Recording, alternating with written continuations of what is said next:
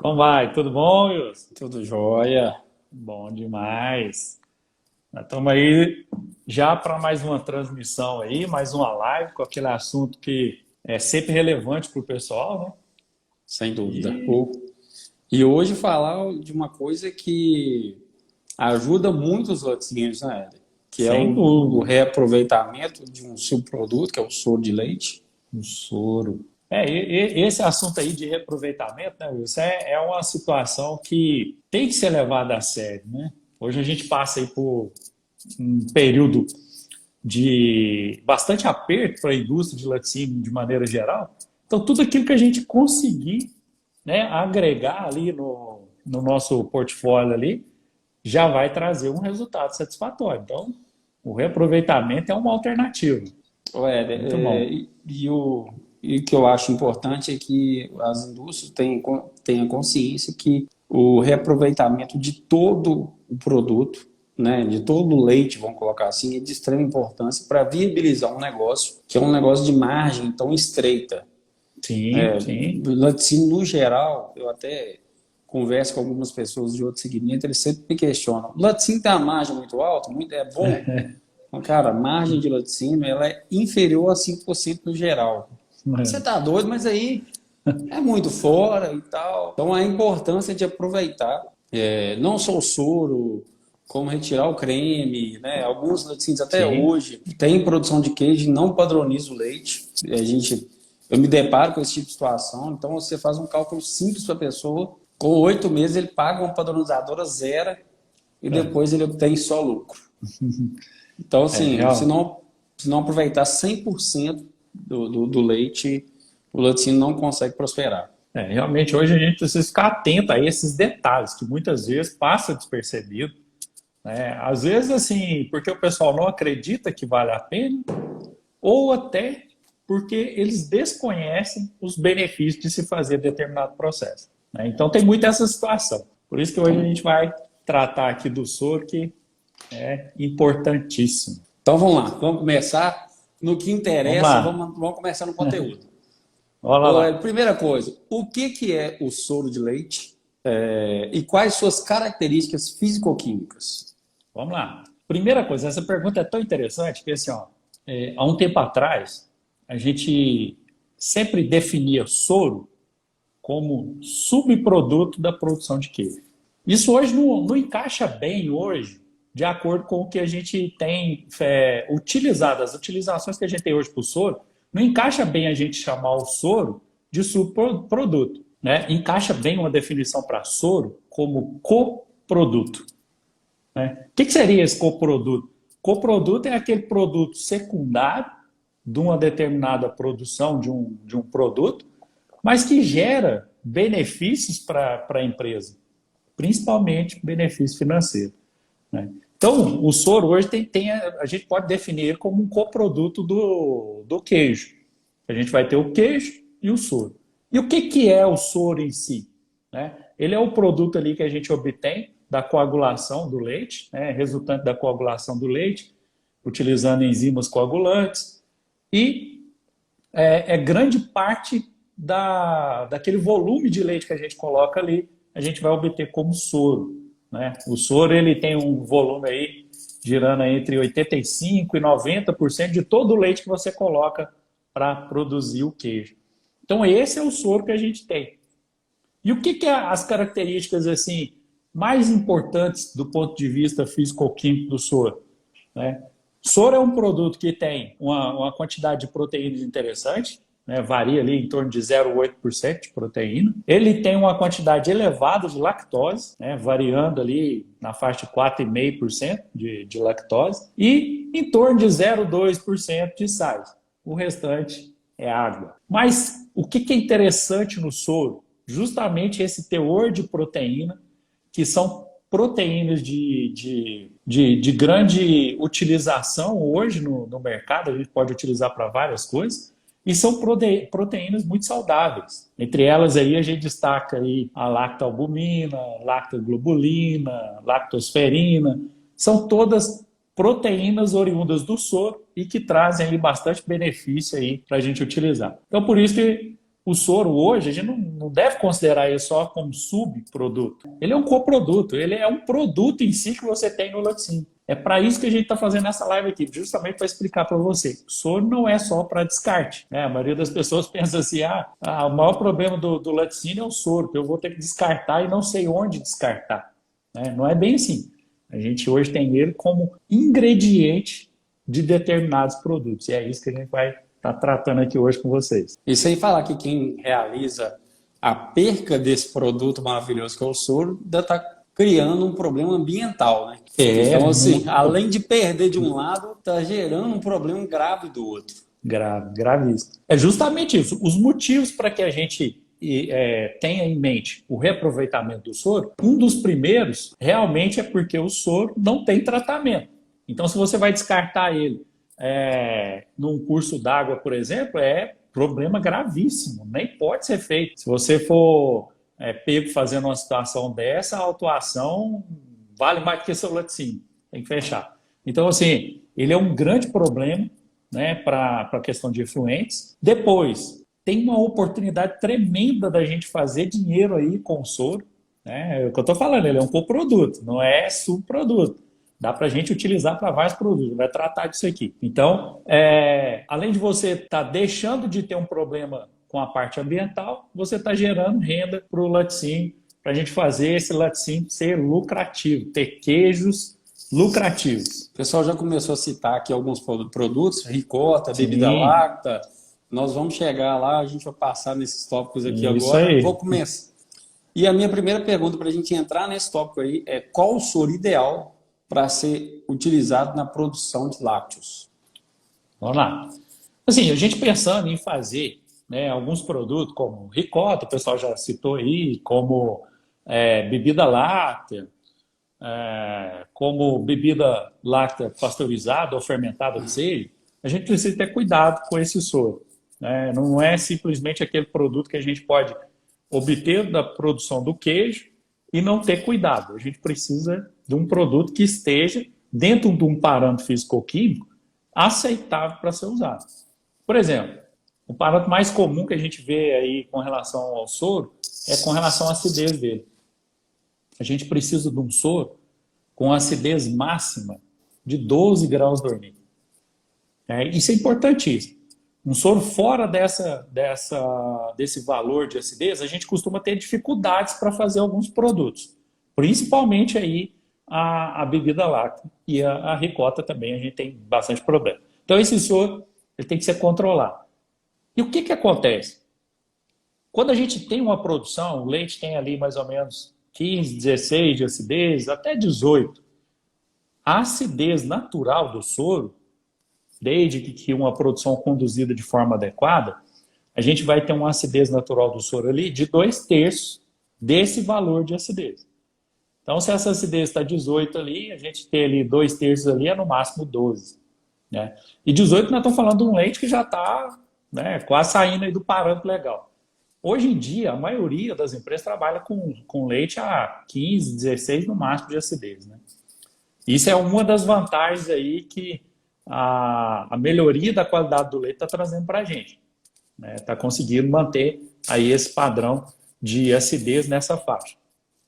E isso é importantíssimo para que a gente consiga obter produtos, né, derivados aí do soro em padrões adequados e, principalmente, que atendam ao que a legislação determina para nós. Então, esse soro ideal, ele deve ter aí essa acidez máxima de 12 graus Dornier.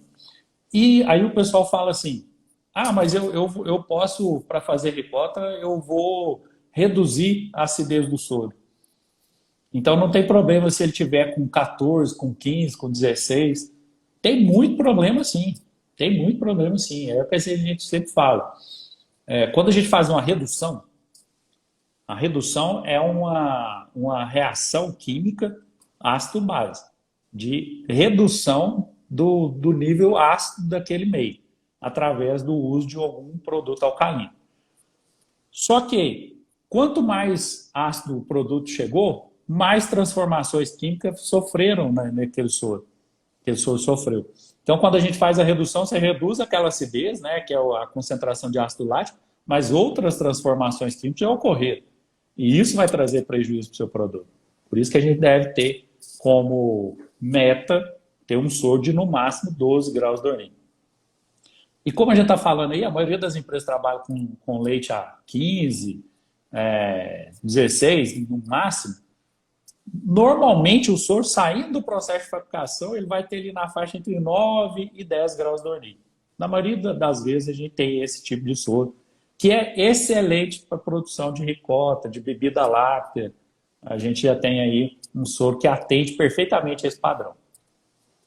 O Mário entrou aqui, ele colocou um questionamento aqui, mas eu acho que vai precisar ser mais reformulado.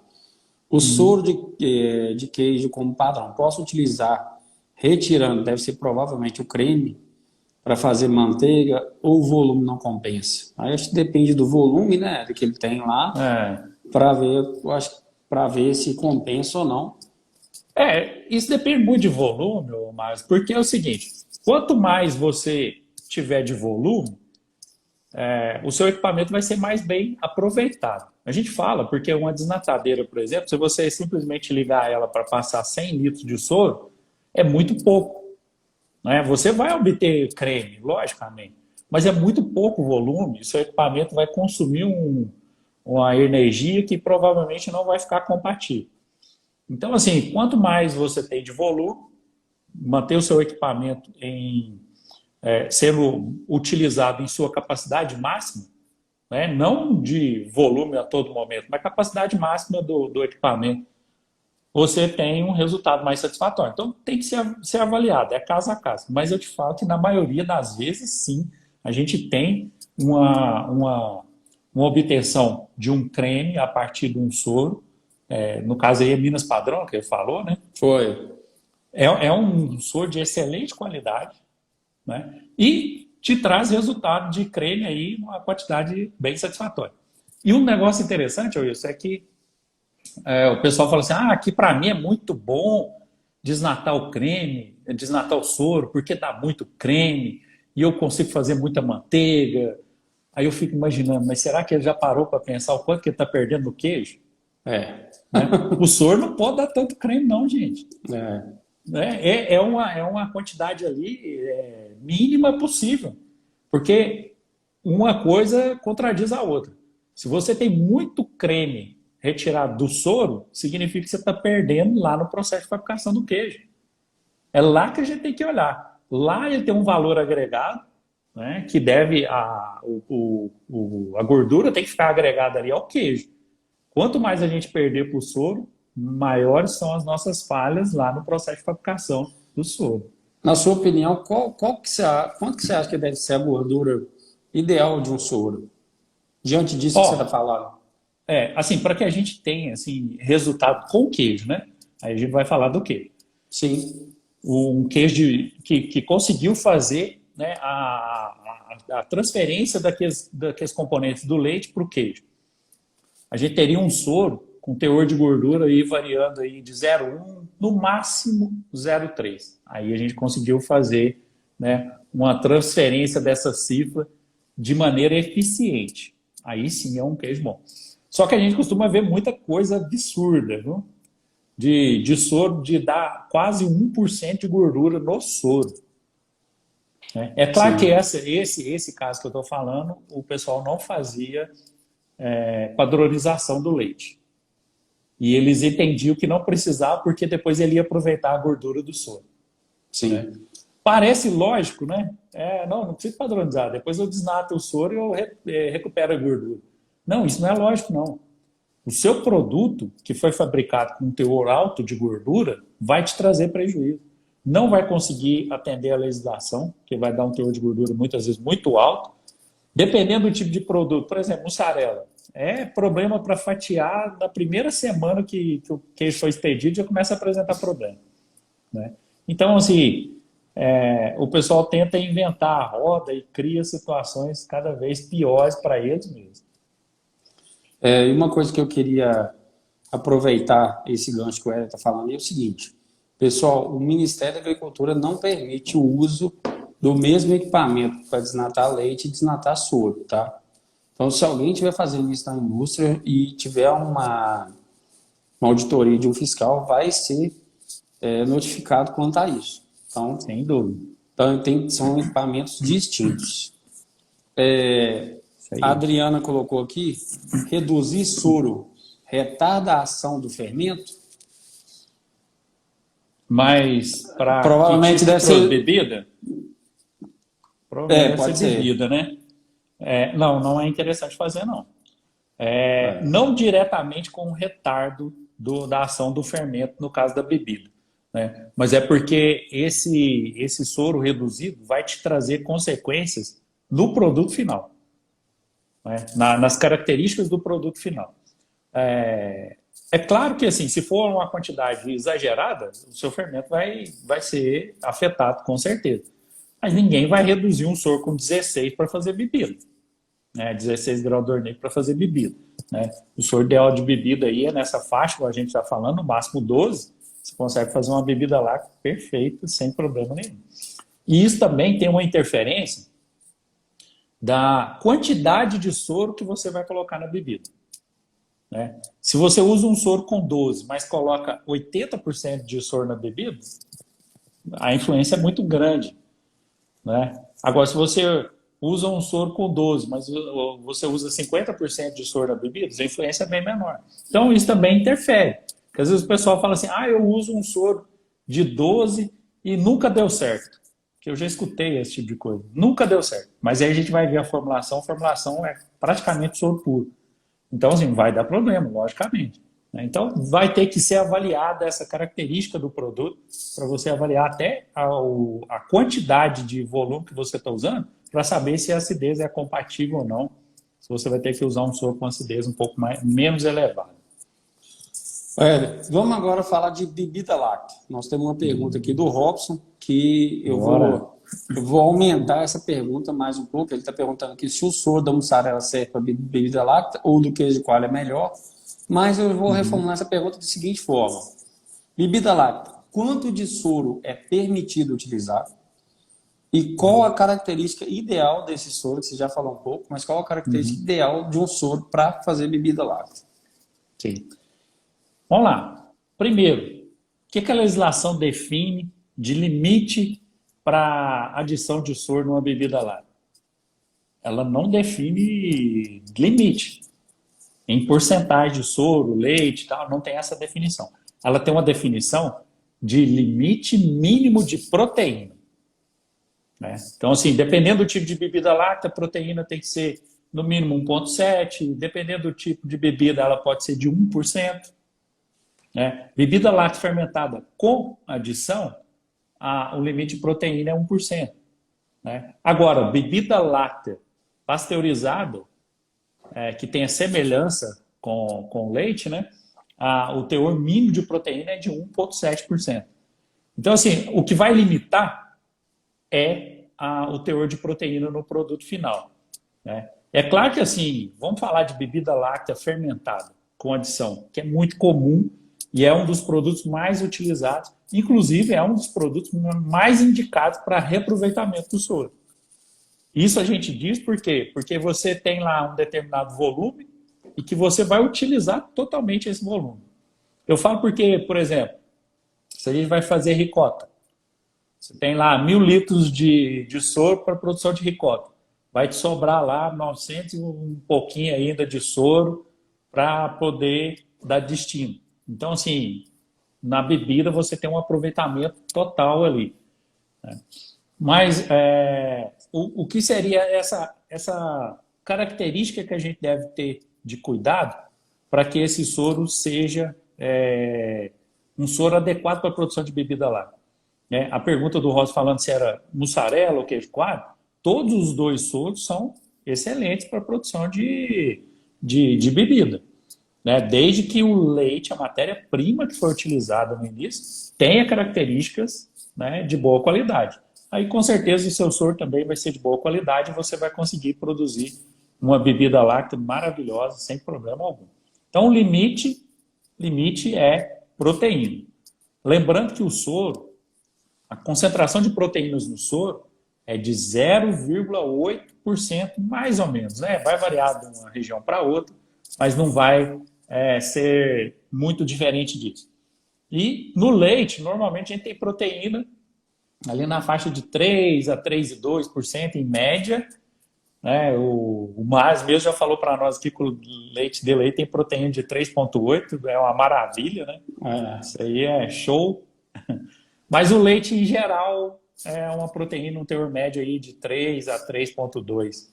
Então, quando você faz essa mistura, né, a gente tem que fazer cálculo, né? Se você usar metade, metade, você pode só somar os dois teores que você tem, por exemplo, de 3,2 com 0,8 e dividir por 2 que você vai ter o teor de proteína da sua bebida, 2%, por exemplo. Né? Mas se você usa 60% de soro, se você usa 70% de soro, se usa 80% de soro, isso vai depender do teor de proteína que você tem no leite para que atinja o limite mínimo permitido pela legislação. Então tem que ficar atento que isso aí é grave e é considerado uma fraude também, né? Da alta infração aí, bebida láctea aí com teor de gordura, de proteína abaixo do mínimo permitido. A gente tem um questionamento aqui do pessoal da SW Inox, mais voltado para a mussarela, mas vamos responder eles aqui. Na mussarela, a filagem manual reduz o rendimento litros de leite por quilo de mussarela quando comparado à processadora, que deve ser provavelmente a monobloco, teria a ver com a gordura perdida na filagem? Sim. É a primeira coisa que a gente consegue observar, né? Uma filagem manual, a gente tem maior dificuldade de controlar todos aqueles passos ali. Picar, colocar a água em temperatura adequada, manter essa água na temperatura adequada, tudo isso prejudica. E como que isso prejudica? A massa começa a expulsar mais gordura. É normal a gente fazer isso. Não quer dizer que não dá para ser feito, mas exige mais cuidados o processamento manual, né? Já o processamento com a monobloco, por exemplo, a gente já tem um controle mais rigoroso ali de temperatura. A água baixou um pouquinho, já injeta vapor, já equilibra a temperatura da água. Isso faz com que a gente tenha menos perda de gordura para a água. Consequentemente, a gente consegue reter mais no queijo e ter um rendimento melhor. Isso aí é o que acontece na verdade. Eder, eu queria mudar um pouco agora para a ricota. É a mesma pergunta da bebida láctea. Qual o soro ideal para um processo de ricota? Quais são as observações que você tem desse processo? E qual a relação litros por quilo também ideal para uma produção de ricota? Bom, vamos lá. Ricota, né, tem uma situação assim mais à parte hoje com relação à ricota, porque existe um RTQ hoje de ricota, né? Antes a gente não tinha RTQ de ricota, né, que é o Regulamento Técnico de Identidade e Qualidade. Não existia RTQ de ricota. Então, a gente tinha tantas informações sobre ricota. A ricota pode ser feita assim. A ricota pode ser feita assim. Para você ter ideia, eu já cheguei em fábricas onde a ricota era feita com soro que era guardado para acidificar, né? E esse acidificar não é chegar a 20, não, era 200 graus de Dornier. E esse soro era colocado ali no soro que estava aquecendo para fazer a floculação da ricota. E funciona? Funciona, né? O que faz a gente ter aquele processo ali de floculação da ricota realmente é o abaixamento ali do pH do soro até o ponto isoelétrico ali e ela vai flocular. Então, assim, funciona, porque um soro com 200 graus de Dornier, a concentração de ácido lático nele é muito alta, né? Só que o que acontece? A ricota tinha uma característica horrível, né? Fica até meio azeda a ricota e não é adequado. Então, assim, um soro para produção de ricota hoje, a gente já tem uma legislação que define. Não define a acidez desse soro, né? Mas define assim, características do que a gente pode utilizar, qual tipo de ácido que a gente pode utilizar, né? Tipo ácido lático pode ser utilizado, cloreto de cálcio pode ser utilizado. Isso hoje está lá delimitado na legislação, que é o RTQ da ricota. E um outro ponto que era muito polêmico, né? Polêmico por parte do Ministério da Agricultura, que criou polêmica. Porque, assim, a metodologia de ricota sempre, desde que eu conheci, desde que eu comecei a trabalhar com laticínios, a tecnologia de produção de ricota sempre permitiu o uso do redutor de acidez, né? E é importante. Tecnologicamente, tem influência bastante significativa. Só que o Ministério da Agricultura não permitia. Ele considerava que não tinha necessidade de se utilizar o redutor para a produção de ricota, né? Eu tive clientes que tiveram auto de infração por conta disso. O fiscal chegou e viu que tinha, né, redutores na fábrica que era para ser utilizado na produção de ricota e autuou porque na ricota não pode ser usado, não poderia. Só que no RTQ, né, recente agora, está lá bem claro que a gente pode fazer a redução do soro para a produção de ricota, e isso é importante. É diferente de quando a gente fala, por exemplo, da bebida, que não é recomendável reduzir, né? A gente tem lá uma relação lá no final do processo muito ruim, inclusive com alterações de sabor. Não por conta do redutor, né, mas por conta daquilo que a gente já produziu durante o processo. Só que na ricota hoje já tem permissão e deve ser feito, né? Uma ricota, para que a gente tenha uma característica adequada dela, né, dela ficar uma ricota mais firme, não ficar uma ricota esfarinhando, a gente precisa fazer a redução. E essa redução é para chegar ali na faixa ali de 8, 7 graus do Ornick, a gente tem uma ricota maravilhosa, né? Então dá para ser feita aí essa redução hoje em dia. E qual que é a relação litros por quilo ideal no seu ponto de vista? Hoje, assim, ó, qual que é o outro efeito disso, né, Luiz? É o uso ou não do leite, que na verdade hoje a legislação obriga a colocar leite na ricota. Só que ela tem um limite máximo, né? Ela não tem um limite mínimo. Fala que você tem que colocar leite, mas não fala o limite mínimo. Fala limite máximo, máximo de 20%. Então, assim, se você coloca 20% de soro de leite numa ricota, eu não conheço ninguém que faz ricota dessa forma, né? Vamos deixar claro aqui, não conheço ninguém que faz ricota assim, mas com certeza seu rendimento é maravilhoso, né? Agora, quem coloca lá, por exemplo, 1 quilo, 1 litro, 1%, 2%, 3%, isso vai interferir muito no resultado da ricota, porque o leite ele tem uma quantidade, uma concentração de extrato seco bem mais elevado que o soro, e interfere diretamente no rendimento, né? Mas uma ricota muito agradável, uma ricota suave, gostosa, né? Gira aí em torno aí de 5 a 8% de leite numa ricota dessa. E a gente consegue fazer uma ricota nessa condição, utilizando aí uma mistura leite e soro, mais ou menos aí entre 22 a 25 litros por quilo de ricota, né? Com essa concentração entre 5% e 8% de leite. Aí consegue uma ricota muito boa.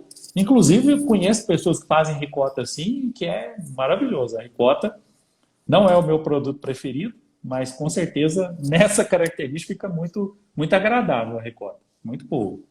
E hoje em dia tem uma pedida muito grande desse produto voltado para a área de saúde e de emagrecimento, né? Da área de nutrição e emagrecimento. É um produto considerado saudável, né? E não só pelo teor baixo de gordura, né? A gente tem que deixar claro isso. As próprias proteínas do soro, elas são proteínas mais saudáveis, né?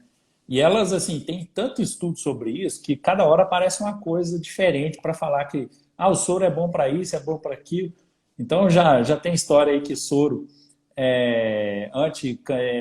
combate câncer, que é bom para o coração, que o soro é bom para quem faz exercício físico, e isso a gente sabe e há muito tempo, né?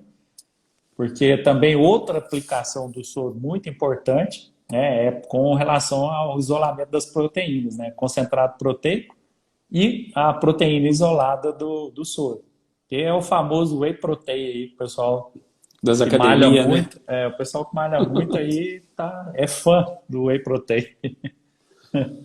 Olha, vamos lá. O Adelcio, um abraço para o Adelcio aí também, sempre participando com a gente.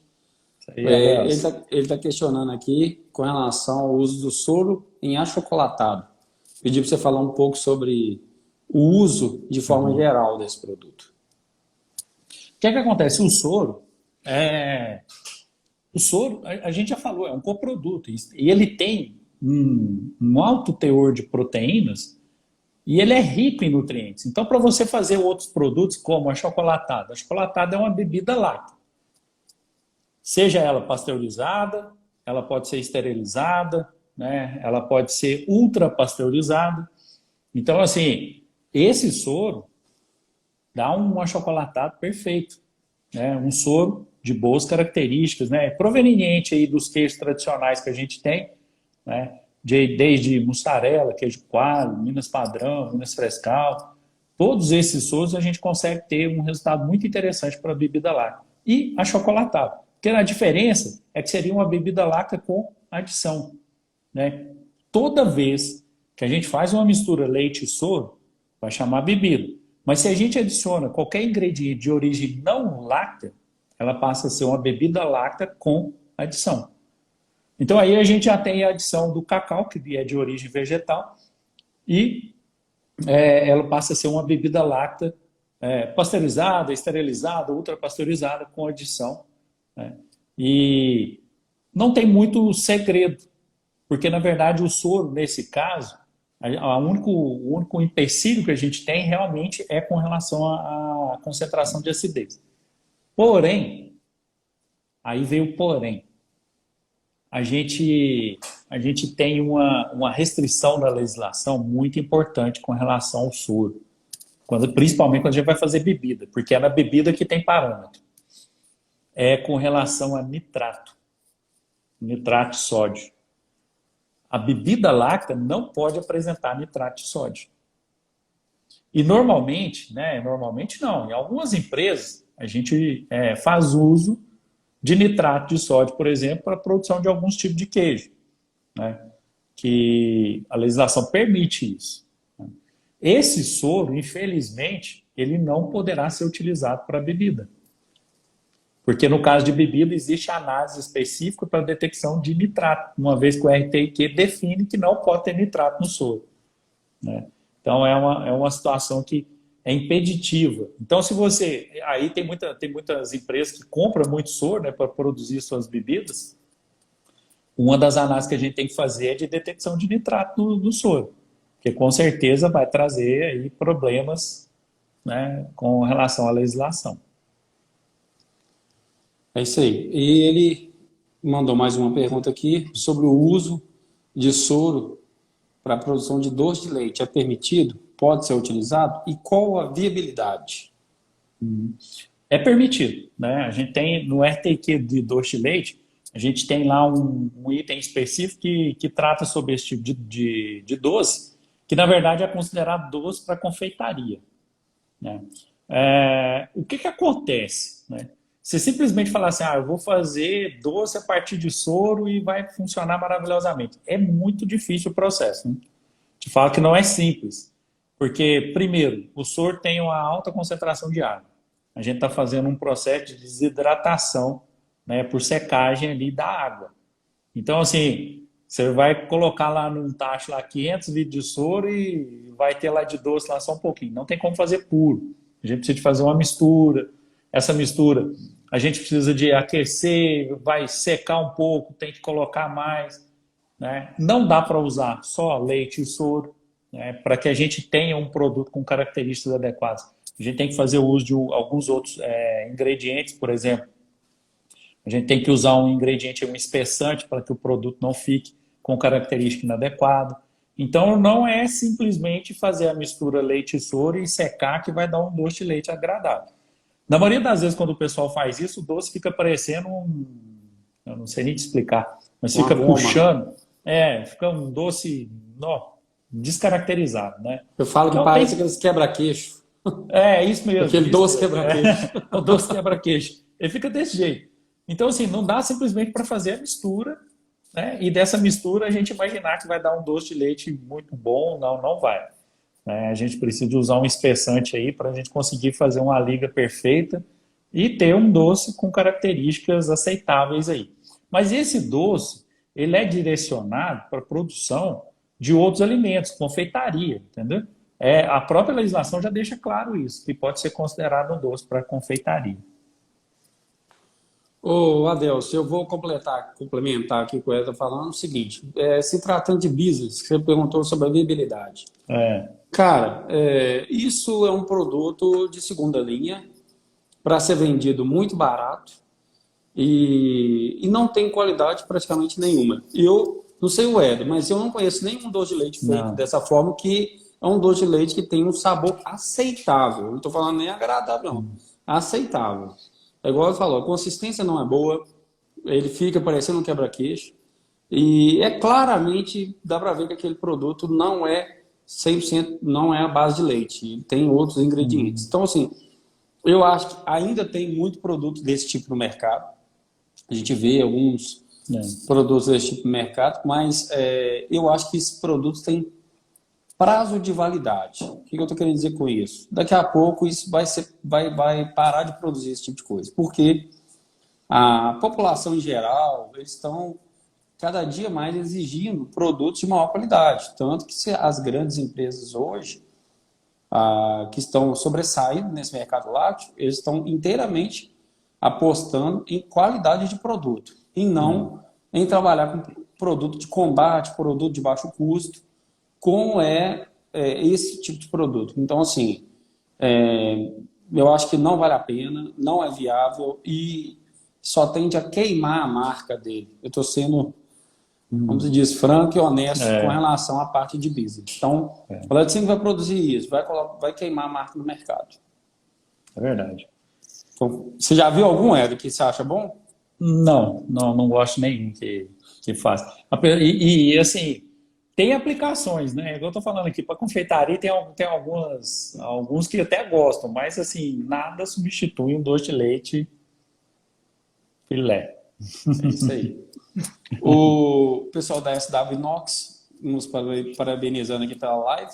Ele está falando aqui que está no trânsito e está despedindo da gente. Valeu, pessoal garoto. da SW Inox. Tamo Bom junto. demais. Entra nas nossas lives aí e acompanha a gente. Bora lá. Olha, eu acho que você já falou um pouco disso, mas eu queria reforçar. Quais queijos nos fornece soro de melhor qualidade para ser utilizado na produção de bebida láctea, ricota e demais produtos? Bom, como a gente já sabe, o que é o queijo mais produzido que a gente tem hoje no Brasil e mais consumido? É a mussarela. O soro da mussarela hoje é amplamente utilizado para a gente produzir diversos produtos aí que a gente já comentou, de ricota, bebida láctea. Né? Mas não é só deles, né? A gente também tem soro de muita qualidade, né? Oriundos da produção de queijo Minas Padrão, de queijo coalho, né? A gente tem aí da produção aí de queijo Minas Frescal, né? Queijo meia cura. Todos são soros que têm características aceitáveis para a produção desses derivados aí, né? Desses coprodutos que a gente está falando. Então dá para aproveitar da maioria dos queijos. A gente tem alguns específicos que tem dificuldade. É mais fácil eu falar os que a gente tem dificuldade do que aqueles que a gente pode usar. Acho dela. Por exemplo, de parmesão. Em alguns casos, o de parmesão é mais difícil de utilizar. Principalmente daquelas empresas que utilizam soro fermento. Porque aí, o que é a ideia? A ideia do soro fermento é a gente já ter um nível de acidificação mais elevado ali com a adição do soro fermento. Né? Então a gente já acidifica aquele leite ali para a gente ter um processo mais de produção mais controlado. Então o soro já torna um soro menos viável para a produção desses produtos. Né? Então no parmesão tem essa situação.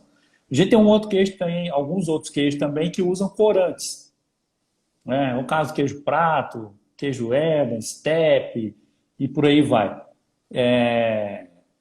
Esse tipo de queijo, por usar corante, ele acaba sendo difícil você utilizar o soro, porque você vai fazer uma base de bebida láctea onde você vai ter diversos sabores sendo envasados, né? Você vai ter ali é, morango, coco, salada de fruta, pêssego, ameixa e tal. Cada produto desse, principalmente o coco, né, não tem que ser uma base branca, né? Imagina a gente ter uma bebida láctea de coco com cor de corante de urucum, né? Vai ficar inadequado. Então, assim, a gente tem dificuldade quando a gente faz o uso de corante no leite para produção de queijo. Então, esse soro não é adequado. Inclusive, tem um detalhe interessante, que esse corante de urucum, na maioria dos queijos, ele não é obrigatório, ele é opcional, né? Então, assim, às vezes tem empresa que usa muito pouco. Eu acho que eu até comentei uma vez numa live que eu tive um cliente que falou assim: ah, mas eu tenho um concorrente ali que vende. Ah, foi quando a gente estava falando de queijo prato. Que vende um queijo prato ali que eu acho que não é queijo prato. Eu acho que o negócio. Ele coloca é mussarela e fala que é queijo prato. É porque não tinha coloração, né? E essa coloração realmente ela, ela não é obrigatória, né? A gente tem algumas empresas aí que vendem realmente queijo prato, por exemplo, que praticamente não tem corante. E por que que eles fazem isso? Aproveitamento do soro. É justamente para não perder esse soro, para poder aproveitar ao máximo todo o soro ali proveniente da produção de queijo. Então, é realmente um limitante da utilização quando você tem empregado no processo algum tipo de corante. Mas, tirando isso, basicamente todos os queijos têm a possibilidade da gente fazer a reutilização desse soro para a produção. Pessoal, a gente está fazendo live aqui diariamente, essa semana e semana que vem. Nós temos lives todos os dias. E depois também a gente sempre tem live, desde que não, às vezes da equipe de produtos, que é quando aparece o Éder. Tem dias que é da equipe de projeto, onde aparece a Camila. Então, Consulac Produtos, sempre a gente está falando de produto. Consulac Projetos, a gente sempre está falando de projeto, que é uma área nossa aqui também. Queria pedir a vocês para nos seguir nas redes sociais, compartilhar o nosso conteúdo e comentar aí, tirar as dúvidas de vocês, que isso é uma forma do algoritmo reconhecer que o nosso assunto tem relevância para outras pessoas do segmento. É isso aí. Tá? E outra coisa, pessoal, aproveitando o gancho aqui do Vermilton colocando aqui, nos dando os parabéns e falando que ele é do laticínio do Leite de Serra do Ramalho, Bahia. Opa! Ô, terra boa! Coloca pra gente aí, você que está acompanhando a live, qual a cidade, qual o laticínio vocês estão falando? O pessoal da nova distribuidora aqui também nos deu os parabéns pelas lives. Muito obrigado. Obrigado, pessoal. É isso aí. A gente quer levar conhecimento para vocês. Esse é o nosso objetivo aqui. A Adriana tem um questionamento aqui. A bebida feita com soro em pó, com a mesma medida do soro de queijo, não fica com a mesma consistência? Ô, Adriano, é claro que existe diferença, né? E essa diferença, para que você neutralize a maior parte dessa diferença, é porque a gente faz a reidratação do soro e não permite que a proteína ela esteja completamente hidratada. Por que eu estou falando isso? Porque o pessoal pensa assim: eu vou fazer uma bebida agora, então eu já vou colocar 100 litros de água ali na fermenteira e vou colocar 1,5 kg ali de soro em pó e que eu vou fazer o meu soro. É hipotético isso, viu, pessoal? Só para vocês entenderem a situação. E logo em seguida já começa a ferver, já não dá tempo mais nem da proteína hidratar. É aí que a gente costuma ver mais diferença, né? O correto seria a gente ter um tempo de reidratação e deixar esse produto adquirir a consistência ali, depois de reidratar, antes da gente dar continuidade no processo de produção de bebida, né? Um tempo que eu falo é um tempo curto mesmo, pelo menos 1 hora depois de reidratado, para depois a gente levar para o processo, para o tratamento térmico da bebida. Porque senão você costuma anotar diferenças. A proteína não está totalmente reidratada, e você não consegue ter o mesmo resultado que você tem no soro, né, o soro oriundo da sua produção. Então, tenta fazer esse manejo, você vai conseguir um resultado mais satisfatório. Temos um engenheiro de alimentos na nossa live aqui, o Opa! Paulo Paiva, de Pombal, Paulo. Paraíba. Seja bem-vindo, Paulo. Opa, muito bom, Paulo. Acho que o Paulo tem participado bem aí das lives. A gente fica com os nomes aqui na cabeça aqui, a gente vai vendo aí o pessoal participando. Muito bom, pessoal. É isso aí. Éder, vamos falar agora um pouco sobre concentração de soro e Vamos lá. secagem de soro. Fala um pouco para a gente sobre esse processo. É a outra alternativa, né? É uma das outras alternativas que a gente tem para a questão de reaproveitamento do soro, né? Então, assim, o que a gente precisa entender para essa situação? A comercialização do soro, né? Ou utilização dele na própria indústria, né? Para concentrar ou para secar, ela traz aí bastante benefício, né? É um produto aí são produtos que têm aí mercado geral. Se a gente parar para pensar o que é feito com soro em pó, cara, você tem uma gama de produtos aí que utiliza soro em pó e, olha só, até margarina costuma usar soro em pó. Dá para você ver que coisa, né? Tem um produto de origem vegetal, a gente costuma utilizar um soro em pó ali para dar uma característica melhorzinha dele. Então, o que acontece? O que são esses processos? Concentração. O que é a concentração do soro? A gente verdadeiramente faz concentração mesmo. A gente retira parte da água, concentrando os nutrientes daquele soro. Né? Então, assim, no soro que a gente tem lá 0,8 de proteína, ele vai chegar ao final lá do processo de concentração com o teor de proteína próximo de 2,5% a 2,4%, por exemplo. Isso ajuda muito. E o que eu faço com o soro concentrado? Na maioria das situações, o soro concentrado ele pode ser utilizado para a produção de bebida láctea, mas na maioria dos casos hoje no Brasil, ele é direcionado para secagem, né? Concentração posterior secagem, que seria a outra forma de reutilização, de reaproveitamento do soro, onde esse soro concentrado, né, ele é secado. A gente faz uma retirada de água na concentração e lá na secagem ele é secado realmente. Ali a gente retira, através de calor, né, toda a umidade daquele soro, fazendo com que sobe só os compostos sólidos mesmo. E ali a gente tem o soro em pó. Então são duas alternativas muito interessantes, né? Mas tem as dificuldades, né? São processos que demandam um volume maior de soro, né? Já são para empresas que têm um volume um pouco maior, para que seja viável você instalar um equipamento, por exemplo, de nanofiltração, que é um equipamento onde a gente consegue fazer essa concentração do soro. São equipamentos com um valor mais elevado, mas que tem um resultado muito interessante. Você conseguir fazer a concentração do soro para comercializar é muita vantagem. Por exemplo, para quem vende soro para outras indústrias que fazem concentração de soro, por exemplo, ou que secam soro,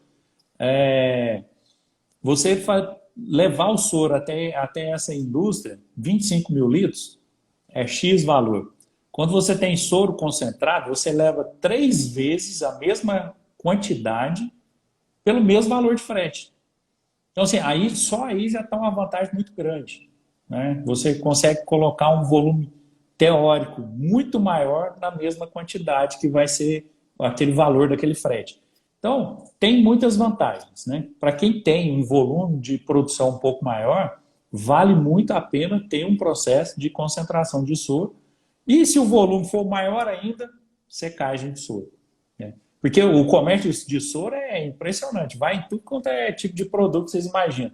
Produto alimentício, da panificação, produtos cárneos, né, sorveteria, fábrica de chocolate e por aí vai. O soro em pó é muito empregado. Então é isso. Ô É Éder, isso. a Adriana, para Sim. alegrar a nossa noite aqui, mandou um adorei essa live. Obrigado por tirar nossas dúvidas. Obrigado a você por estar participando, Adriano. A nova distribuidora tem um questionamento aqui que é sobre bebida láctea feita com soro em pó, contendo nitrato. Pode ser detectado no produto final? Pode. O que acontece? O soro em pó, né, é uma concentração dos componentes. E o nitrato é um componente de origem seca, né? Ele vai estar presente no soro fluido e vai concentrar no soro em pó. E ele pode ser detectado. Depois, mesmo fazendo a análise, né, pode ser detectado. E hoje em dia, a gente tem uma situação que é o seguinte: a metodologia de análise ela, ela é bem mais apurada hoje, né? Quando a gente fala assim, detecção de nitrato, é quantitativo, não é qualitativo, não. Tem ou não tem, não. É quantitativo. Então, se você tem ali 2 miligramas por litro, o equipamento consegue identificar. Então, é muito preciso hoje em dia a identificação desse tipo de aditivo no soro, né? É claro que assim, né, isso depende da coleta, né? Se vai coletar ou não vai coletar, né? Mas se coletar e analisar, com certeza, pessoal, vai ser detectado, né? Hélio, e agora, para finalizar, eu tenho uma última pergunta. Queria que você falasse um pouco para a gente sobre a venda de Bora. soro fluido. Fluido. Como que deve ser esse soro? Quais as características? Quais as particularidades? O que é o interessante, né? A venda de soro, eu posso dizer que quando eu comecei a trabalhar com laticínio, a gente tinha, o pessoal fazia muito assim, ó, eu vou doar esse soro aqui para os produtores rurais, porque é muito soro, eu não tenho o que fazer, não tem tratamento, e eu não quero problema com o órgão ambiental, então vou doar o soro para os produtores, né? É ainda uma política muito empregada ainda em muitos laticínios. Só que assim, pessoal, nós estamos falando aqui de um produto de alto valor nutricional, né? Ele é um coproduto, esquece esse negócio de subproduto, ele é um coproduto, ele é um produto que você tem aí na sua faca, trata bem o seu soro aí, resfria, tenha ele em uma qualidade aceitável, para que você possa comercializar ele. É lógico que hoje a gente tem mais dificuldade entre as empresas de comercialização de soro fluido, né? Soro de leite resfriado, porque é um produto que, apesar do alto valor nutricional, é barato, né? As empresas pagam barato aí pelo volume do soro. Por isso que a concentração é uma das alternativas, porque você consegue reduzir o custo de frete e ganhar um pouco mais. Mas tem indústrias que ainda compram soro fluido para utilização, principalmente aquelas que fazem muita produção de bebida láctea, né? Eu mesmo atendo um cliente que ele adquire soro frequentemente, ele nem tem produção de queijo, e ele faz muita bebida láctea, né? Então, para isso, ele compra dos laticínios da região, né? Ele adquire soro ali daquele pessoal da região. Então, o que você deve fazer? Se você tem essa oportunidade de comercializar soro, faça. O que a gente precisa ter de cuidado com o soro é realmente, depois do processo de fabricação, ali, já saindo ali do tanque, já saindo da dreno-prensa, a gente precisa fazer rapidamente o resfriamento desse soro, né? E quando eu falo rapidamente, é imediato, porque senão ele vai acidificar muito. Lembrando que a gente tem ali no soro, né, concentração de bactérias do fermento que a gente utilizou para a produção. Então, a velocidade com que ele vai desenvolver acidez é muito, muito rápida. Por isso, a gente precisa resfriar imediatamente após ali sair da drenoprensa, do tanque, para que a gente mantenha as características desse soro. E aquilo que eu falei, cada empresa que vai comprar tem um padrão de qualidade. Normalmente, a maioria delas não recebe soro acima de 12 graus Dornick de acidez. A maioria delas não recebe. Então, assim, a gente precisa cuidar para que aquele soro que sai da produção, normalmente vai sair entre 9 e 10 graus Dornick, você já faça já o resfriamento dele, garantindo que ele vai estar em condição adequada para ser vendido. E isso é importantíssimo, é uma renda interessantíssima para a empresa, né? E hoje já tem empresas que, ao invés de doar para o produtor, vende para o produtor, né? É claro que vende num valor bem mais baixo, mas vende, já é renda, né? Eu tenho aí um pessoal que vende aí, eu nem sei quanto que está hoje, né? Mas vendia o soro a 5 centavos, sem resfriar. Eu conheço muito que vende 10. Tá vendo? Sem E resfriar. sem resfriar, sem fazer nenhum processo. E fazia fila de produtor, impressionante, fazia fila de Justamente. produtor para comprar. Eles Né? ficam esperando sair o soro. Não, Você já, bombear para eles pegar. antes do pessoal chegar para produzir queijo, já tem gente lá na fila para comprar soro. Né? Então, assim, são alternativas que a gente não pode descartar. Sim. Eu estou falando aqui de aproveitamento, reaproveitamento. Se você não consegue fazer uma ricota, não consegue fazer uma bebida, não consegue concentrar, não consegue secar, cara, vender seu soro, pelo menos para o produtor rural, é uma alternativa. E o produtor, hoje, que compra esse tipo de soro, ele leva para tratamento dos animais, aí já tem estudo aí. Em suínos, já todo mundo sabe que funciona perfeitamente. Mas em bovinos, para alimentação de bovinos, já tem estudos aí que indicam que é excelente. Sim. Né? E já tem pessoal já usando para tratamento de bovinos também. Sim. Então, assim, é um produto de alto valor nutricional. Né? Não pode ser simplesmente descartado. Né?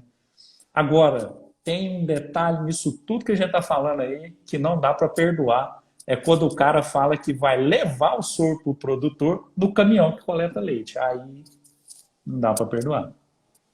Isso aí não dá para fazer, pessoal. Se quer vender o soro, vai entregar para o produtor, lá na fazenda do produtor, tem que ter veículo específico só para soro. Não dá para fazer, levar soro e trazer leite. Isso aí vai prejudicar o seu processo de fabricação. Vai prejudicar muito. Né? Então não faça isso, não. A gente recomenda vender mesmo, mas é veículo separado. Não tem condição. O Éder, para finalizar aqui, a Natânia está perguntando aqui qual o valor de croscopia do soro fluido. Ô, Natânia, o que acontece? O soro fluido, ele vai ter o valor de croscopia bem próximo do leite, né? Do leite que foi utilizado. Então, tem muitas situações que o pessoal fala assim, a croscopia do soro é muito mais baixa. Às vezes não é por isso, não. Às vezes é porque, na verdade, na hora que foi mandar o leite para o queijo, empurrou com muita água e deu a croscopia baixa. Mas, assim, é aceitável, a maioria das empresas aceita croscopia ali na faixa ali de menos 0,530 a menos 0,550. É normal as empresas aceitarem o soro nessa faixa. Né? Mas a diferença do leite com o soro é bem pequena. Né? Você vai ter ali leite ali com 500 e menos 0,540 de croscopia e um soro que foi feito de um queijo sem lavagem da massa, esse soro vai dar uma croscopia ali de mais ou menos menos 0,535, 530. Então, a diferença é bem pequena. Né? Mas tem que tomar cuidado, porque às vezes o pessoal empurra com muita água e o soro vai ter um resultado de croscopia muito baixo. Pessoal, nós vamos responder a última pergunta aqui, que é da Adriana. O Éder ainda está em trânsito. Ele ainda tem que rodar 250 quilômetros ainda hoje. Ainda hoje. Nossa. Então vamos responder a última aqui, só para a gente finalizar. Que a Adriana está perguntando aqui, para vender, tem que pasteurizar, para vender o soro, tem que pasteurizar para garantir a qualidade? Não, Adriana, não. Na verdade, assim, ó, a maioria do soro, né? Tanto que assim, a sua identificação de soro é soro cru refrigerado. Resfriado, desculpa, não é nem refrigerado, é resfriado. Soro de leite cru resfriado. Não tem necessidade de se pasteurizar. É claro que qualquer processo de pasteurização que você fizer vai ter uma garantia muito maior. Só que, assim, não tem necessidade.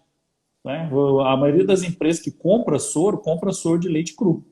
Né? É claro que, assim, a distância que eu vou vender esse soro é muito longa.